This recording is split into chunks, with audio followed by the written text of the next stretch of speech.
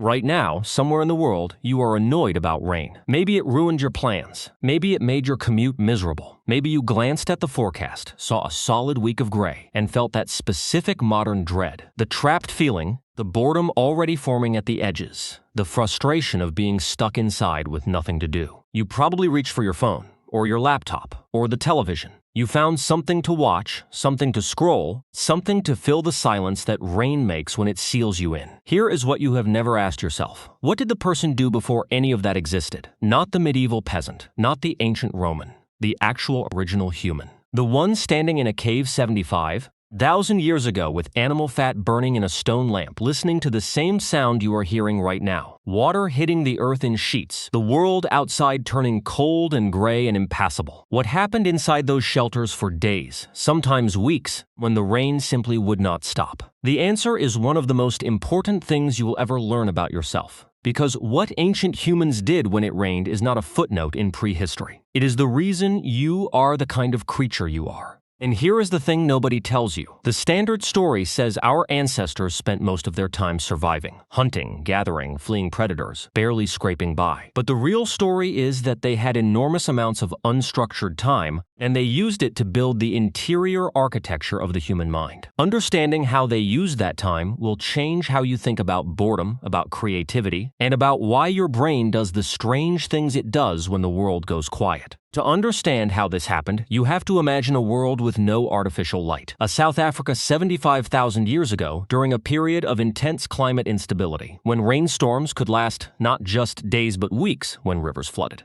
Game retreated to higher ground, and the landscape closed itself off. You can smell the damp animal hide drying near a small fire. You can hear the rain hammering the ledge outside. You can feel the heaviness of enforced stillness. The body still wired for movement, the mind turning inward because there is nowhere else to go. The shelter holds 8, maybe 12 people. Children, elders, adults whose eyes keep drifting to the cave mouth where the rain falls. Here is what archaeologists found in a cave in South Africa. Not one drawing. 15 separate pieces of ochre, each engraved with the same deliberate geometric patterns, dated between 75,000 and 100,000 years old. Anthropologist Christopher Henshelwood and his colleague Francesco De Rico spent years analyzing these fragments and reached a conclusion that changes everything. This was not experimentation, this was tradition.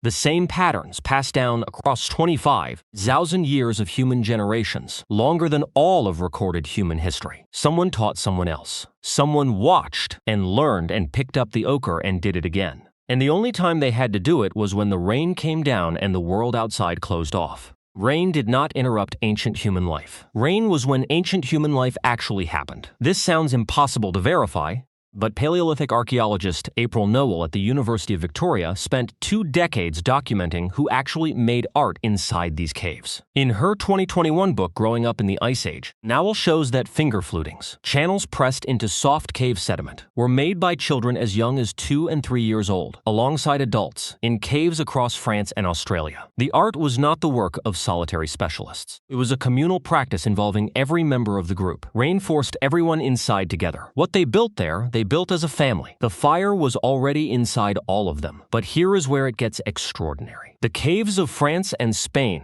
Lascaux, Altamira, Chauvet, placed their paintings not near the entrance, not near daylight, but deep in the interior, in chambers requiring crawling through passages barely wide enough for a human body. The artists who painted the Hall of the Bulls at Lascaux worked on a ceiling nearly 5 meters above the cave floor. Researchers believe they built timber scaffolding to reach it, not for a quick sketch, a planned production that took days. These were deliberate architectural projects, built around the enforced leisure that weather provided. Let that sink in.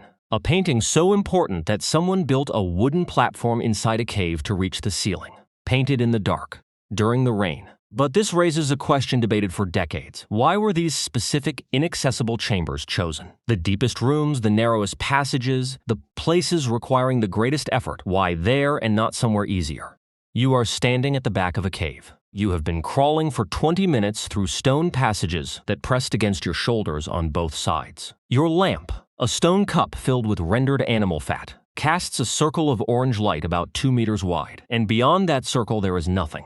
Total black. You can hear the rain far above you, muffled through hundreds of feet of limestone, more a pressure than a sound. You can feel the cold stone under your hands. In your hand, you are holding a fragment of charred bone, sharpened to a point. You press it to the wall. The stone is damp. The line you draw is precise and confident. The shoulder of the animal appears, then the haunch, then the legs. Someone beside you holds the lamp closer. The animal seems to move in the flickering light. Someone else makes a sound, not words exactly, but something between a word and a song. This is what ancient humans did when it rained, not occasionally. Every day of every long storm, what they were building in those chambers was not just art. They were engineering experience. In 1988, two French researchers named Igor Reznikov and Michel Dauvois did something no one had thought to do. They walked into decorated Paleolithic caves and started humming, moving through the chambers, listening to what happened. What they found was extraordinary. The rooms with the most paintings were also the rooms where sound did something strange, where a single note filled the entire space, where voices echoed from the walls as if the walls themselves were speaking.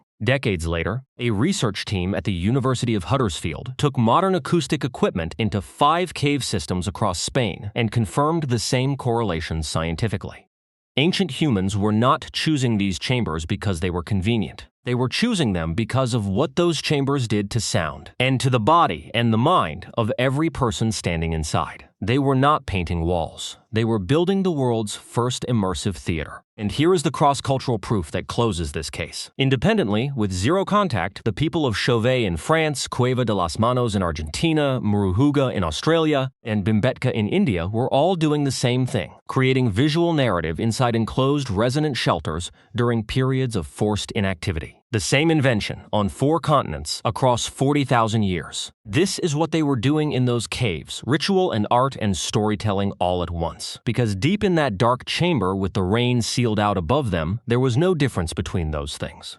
The experience was whole. Weather forced them inside. What they built inside is still inside you right now. Today, when it rains for a week, you open Netflix. The irony is so complete it almost disappears. We built a global infrastructure costing trillions of dollars to do exactly what our ancestors did. Sit in a dark room and watch a story appear on a bright surface while weather howls outside. We traded the stone wall for the screen. We traded the fat lamp for the projector. What we lost is the making. Ancient humans were not consumers of story during the rain. They were the producers, the directors, and the audience all at once. We traded creation for consumption, and most of us never even knew it was gone. In 1994, when Jean-Marie Chauvet dropped into the cave that now bears his name, he found walls covered with paintings dated to 36,000 years ago. But deeper in the cave, past the paintings, researchers found something else entirely. The barefoot footprints of a child aged 8 to 10 years old, pressed into soft clay that hardened over 26,000 years. The child had walked 150 feet into the deepest part of the cave carrying a torch. We know this because at one point the child stopped and wiped the torch against the ceiling, leaving a charcoal smear radiocarbon dated to 26,000 years ago. The footprints show the child was not running, walking normally,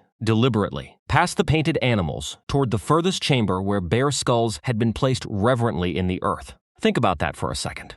A child, 26,000 years ago, on a cold day when the outside world had closed down, walked alone into the deepest place their community knew. Not out of fear, out of purpose. They just knew this was what you did when the world outside shut down. You went to where the stories lived. You stood in the dark. You listened. Tonight, the rain is falling outside your window. You have pulled the curtain closed. You are watching something, scrolling through something. The world outside has closed down, and you have turned inward to narrative, to story, to the made thing. You did not decide to do this. It is older than choice. Somewhere outside tonight, rain is falling, and the same animal that huddled under stone and told stories to keep the dark away is sitting exactly where you are, doing exactly the same thing.